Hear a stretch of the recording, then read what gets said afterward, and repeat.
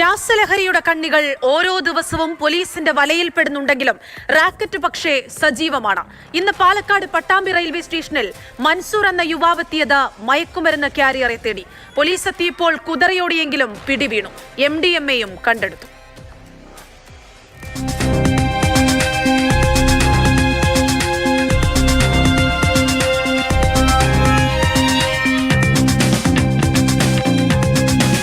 Pattambi railway സ്റ്റേഷനിൽ പതിവ് പരിശോധനയ്ക്കെത്തിയതായിരുന്നു police.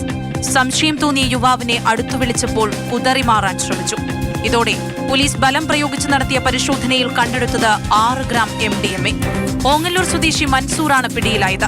പേഴ്സിൽ പാക്കറ്റുകളിലായാണ് MDMA സൂക്ഷിച്ചിരുന്നത്.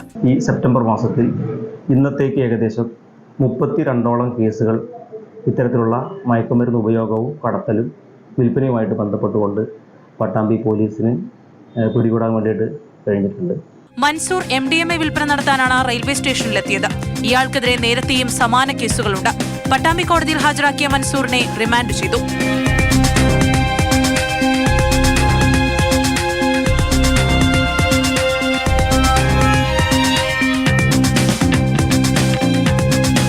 Mathrubhumi news, Palakkad.